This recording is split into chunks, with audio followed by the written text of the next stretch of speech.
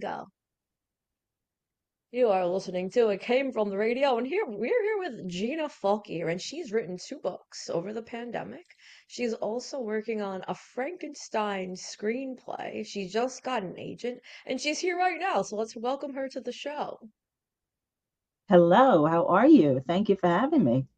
I'm quite good, but my hairstylist has been out of sorts, so excuse the hair. I have to get a hair straightening. I have to color it. As you see, I've been going gray. Times have been very stressful, but it's all right. I'm all about being natural. I think being natural is really the way to go here. And if you Yes, don't accept me at my worst, then you can't have me at my best. You know what I'm saying? I hear you. So you wrote two books. We had you on maybe a year or two ago. God, time flies. I don't even know if it's a year or 2 years, but who knows? You're here not now. So just tell our listeners who've been sleeping under a rock what your books are about. What are these books about? Well, the vampire book is about a very strong and powerful woman. She Hmm. is a princess in the beginning of the book and becomes a queen. They battle against people that are trying to take over their kingdom and the treasures, and it's a very fantasy meets vampire methodical book. Hmm. Hmm. And we have a princess, we have a queen. Is there anyone that you used as inspiration? Was it Lindsay Lohan? Was it a Saudi prince? Was it maybe your daughter? Maybe she acts like a princess, or who was your inspiration for these Well, queens and I think princesses? it was kind of me Hmm. coming out and just being a strong woman and using, basically the 19th century Dracula as a background format and Hmm. trying to use some of life's hurdles to be the inspiration for some of the story, the struggles that you Hmm. go through and the fighting that happens. Well, with vampires, they have to ask you before they go into their home. And unfortunately, I'm only about 42. Well, I'll be 42 in September. I've let some people into this home, into my life, where they were like vampires. And I didn't know they were like vampires. I didn't think to do the right screening test. So, has that ever happened to you where you actually invited someone into your life and you found out they were like a vampire? Well, I haven't met any vampires, but I did get asked if, I wanted to share blood with somebody at a con once, but Whoa. Did you do it? no, I wouldn't do that. Why not? But, but for me, I think growing up, the black and white movies, the horror of that genre, that decade was by far, and it still is, my Hmm. favorite, and that's what my inspiration is. Hmm. All right. Well, now Hmm. I heard you got an agent and they're Yes. working on making the vampire book into a movie. Tell us about that. What's that process like? Yeah, I mean, she hasn't really said too much. She's got it all, under wraps right now until she finalizes everything. But Hmm. as far as I know, she has an investor who's looking to do this. And from what I understand, the budget's going to be very big. Um, and we'll see. There's been rumors, using me in the film. Hmm. There's been a list of excellent composers that have been given to me, their names, so I know who's going to be making the music. So it's pretty exciting. Now, as someone, we're going to be shooting two features and two shorts in this house in the next 2 months. So I'm in touch with all types of investors and directors and producers Hmm. and not so much agents. I like to kind of stay away from agents. But how do you pick an agent? How do you know you can trust this person? Um, well, there is a contract. It's Hmm. a non-disclosure, it's a 2 year. My lawyer went through it. She's said this lady's great. She's going to Hmm. get you places. So Okay. there was a lot of background checking to make sure that she was the right fit. Very important. You definitely Hmm. want to do these background checks. You want to get referrals. You want to Hmm. get them analyzed by a psychologist. Maybe take them to the dentist. Because if Yeah, they're not taking exactly. care of their mouth, one thing I'll tell you, if someone's not taking care of their mouth, they might not be taking care of other parts of their life. And then they Yes, might not be taking care of your film because how you do anything is how you do everything. So I would right, check out the exactly. inside of their mouth, check out their back molars if you want to know if you can trust them. No, Well, I'm actually, serious. a lot of the people that she's worked with or is working with presently, Hmm. they've all reached out to me. They're all Hmm. connected to me. I see their works as well. So Very she nice. definitely is for real, you know. So I'm Very pretty good. excited to have her. Oh yeah, listen, I think it's every day, every 4 days, I hear some type of horror story about some actor or some investor or maybe some location, and I'm always looking for how can we prevent it? So that was my question to make sure, Yeah. everything's on the up and up. Now, what type of locations are you thinking for this movie? I'm not sure what they have in mind. I mean, Mm, me, I would love to be in, hmm. you know, Romania to film it, but I don't know if Wow. that's what the budget's going to allow. So we'll see when, Hmm. you know, I'll definitely tell you first. Maybe you can get the Tate brothers. I think Andrew Tate's in Romania. Yeah. So maybe you can get Andrew Tate in the movie and maybe he can play a vampire. Honestly, I would say that's a pretty cool move. That's a Yeah. It's move. going to be pretty awesome when it comes out. So, I'm excited. I love vampire movies. Just love them, love them, love them. I just interviewed Russ Camardo. He's in Night for a Day. But anyway, back to you now. All right, so we got the vampires, we got the vampire movie, and now you are also working on a Frankenstein screenplay. yeah. What's going on with this? I love the Frankenstein series, Mary Shelley's works. And after The Bride of Frankenstein, I felt that there should be a continuation, right? It was left open in Hmm. my mind. And Hmm. all of a sudden, something just popped in my head, and I went, "Oh my God, you know, nobody's used this. After all the, you know, the movies that have come out after it, nobody's ever used it." I can't really tell you details deeply about it, but Hmm. I'm able to come up with the way that he's created, and he's not created by body parts. So What? it's going to be very Maybe an auto interesting. body shop? Transformers? Well, it's gonna be basically the same time frame. So it's 19th century. So it's gonna be old school. Mm-hmm. But yeah, it's gonna be pretty incredible. I think it's So gonna blow people's minds because the concept hasn't ever been done. really? Yeah. Really? Wow. I'm looking forward to see this. Now, I have some women in the office, as many people know. I used to be a dentist and I switched to lip injections. I do not do surgeries, but some of my patients, these lip injection ladies, come in looking like Frankenstein. They got, extra cheeks from here and a nose from God knows where. And I don't know, the hair extensions, I don't know where they're from. So it's just a lot of times women are just piecemeal Frankensteins. I mean, yeah, Yeah, Frankenstein's exactly. walking around all day, and I sometimes I'm one of them. I feel like that right now. I got to get fix my hair. This is atrocious. So now, what's the hardest part about writing a Frankenstein screenplay? Any hurdles that you've had, and how I'm did you actually overcome them? having like a writer's block at the moment Oh because no. the the the concept I'm using is very medical in terms. Oh. Um, but it's medical in a way that's never been done before.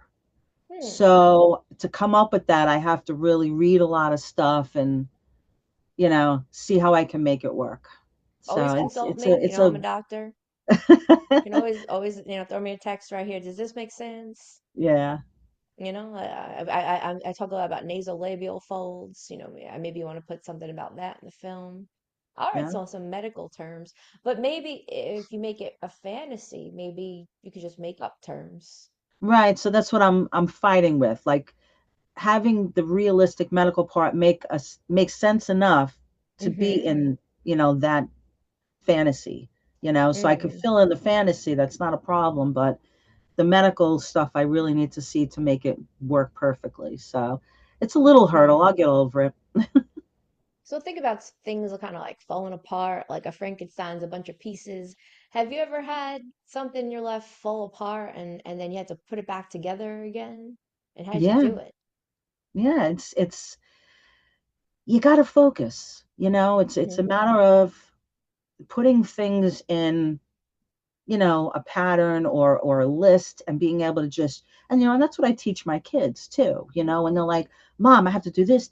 I go, write yourself a list and check off the list as you're going through it so you get everything done. And that's how I do it, Mm-hmm. you know. Mm-hmm. So if you look at my desk, which you can't see, there's notes hanging all over, you know. Mm-hmm. So I have a note here for that, a note here for that.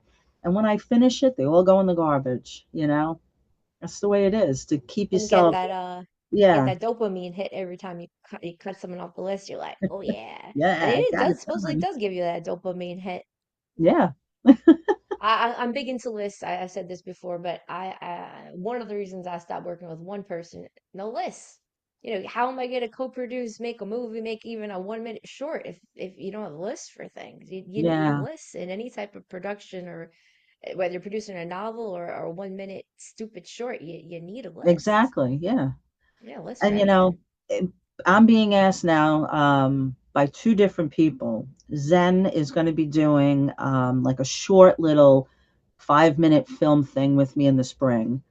Zen. Then Jim Haggerty has said that he wants to do a movie with me. So we'll Wow. see, you know, what I could be in to try and get more into that movie thing.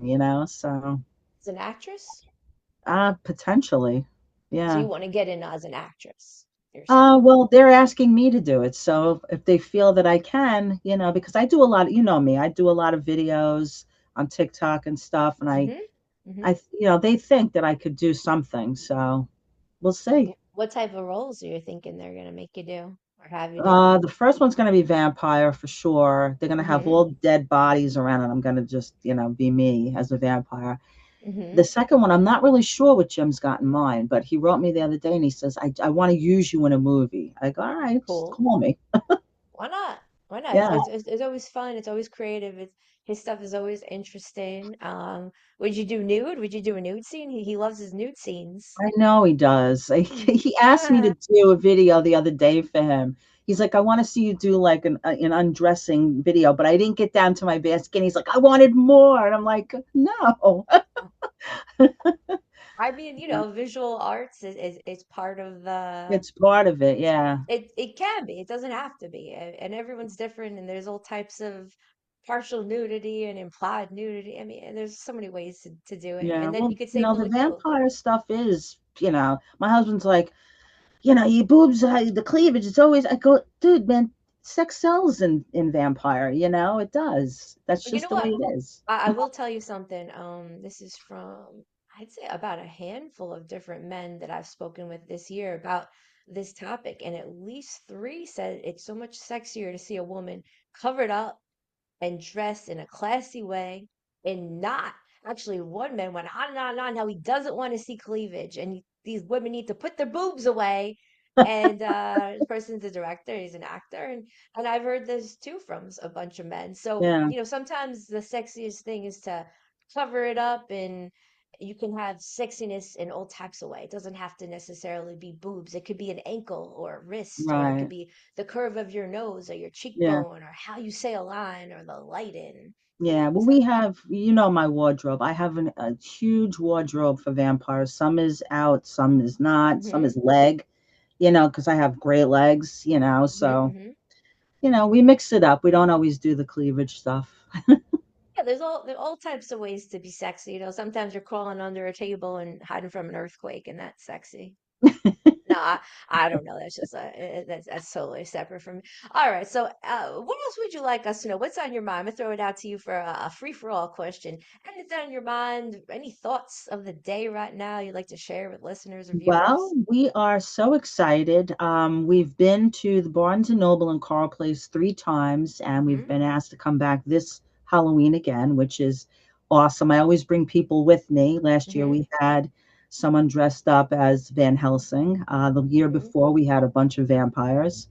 So they love having us. We've hmm now got an offer to do Lake Grove on March 21st, which is going to be awesome. Massapequa was also inquired, and so is Huntington. I'm just waiting to hear from them, but we are definitely getting those set up. And what can people Doing be? What can people see when they go to one of these? When they go to these, I'm going to be bringing all the vampire books with me, so it's going to hmm be the soft and the hardcover. hmm Unfortunately, Second Chances is not on their system, so I can't bring that. Mm. I've tried, but for some reason, the coding, even though it's coded to be in Barnes and Noble, they refuse to put it in there. I don't know what the holdup is. Um, but anyway, they can meet me. JR usually goes with me. He'll be there. He said to say hi to you, by the way. Hello. Very fun And guy. my daughter will be with me as well, so That's we'll just great. be there having conversation, telling people about the book. Mm-hmm. Aside from that, I have 7 Comic Cons this year. You remember the day of just having one, so 7 Wow. is this like, So you're gonna have wow, tables at seven Comic yeah, Cons. 7 of Are them. are you gonna have anything different at your table? My daughter is bringing a bunch of new art pieces, Oh, which is cool. super cool. I'm bringing the invention with me as a showpiece. The That's going to invention. be there in case people are interested in knowing more about that. The Um, what is the invention? oh, I have an invention called the Pop Cup. So it is a little cup. I don't think I have the cup here. Yeah, I do. Here. That's the Never Pop heard of Cup. this. What is So it? the ice pop goes in there, and All then right, lift it up, lift it up. lift what? The ice pop? Higher so the camera can see it. Can't see it. Oh, Oh, there we go. There there we you go. go. All right. So that goes into the cup, and then what happens? So what happens here is you put an ice pop in here, Uh-huh. and my kids, I don't know, if you know anybody with kids, but the dye from the Not ice a pop, single soul. Nobody I know has children. the dye Not one. though, the dye from the ice pops doesn't come out of clothes and furniture. It Okay. stains for life, right? All right. All right. So instead of holding your kid's ice pop while they go off to go to the bathroom or run around or do whatever, you put it in Right. the cup, you set the cup down, and it drips into the cup. Ah, you must No, have a lot no of other cup, no other device out there does that. The you must problem have a is, lot of experiences with popsicles in your yeah, time to make this. ice creams too. If they have a stick, they could fit right in there. Maybe But like I sushi. need a licensing agreement to make this. This is a prototype. Okay. Very cool. Interesting. So, So any popsicle enthusiasts out there and getting stuff all over your hands, there we yeah. go. We have a solution for you. All right. So now I think this might be the last question. Writing takes up a lot of time. Why do it? It's very time consuming. Why are you doing it? Why? What do I do? What? Why are you writing? Why are you writing? Why am Why I why go through writing? all the trouble? Most of what I wrote was done Mm-hmm. during COVID. So what did we Mm-hmm. have to do? You know, we were I had to locked do a down. lot. We couldn't do anything really out of the house. We had to stay home. That whole 9 yards of Yeah. garbage they gave us. Yep. So I sat here every night till 1, 2 o'clock in the morning, and I was typing away. Right. And it's just now this vampire book is the first of 5. Right. That I All the rest remember. of this is pre-written and in the computer waiting. Wow. Very cool. So I mean, it's an incredible series. I'm very excited about its potential, I'm and excited. I just want sales to get better, you Mm-hmm. know. Mm-hmm. So I think by Hmm. doing events and being out there and talking to people, all the books that I sold last year were ones out of my collection. Mm-hmm. None of the books that were online sold last year. You know Hmm. why? Because if you buy it online, it's in black and white. All the pictures, all the imagery inside is in black and white. You get it from me, Mm-hmm. it's in color.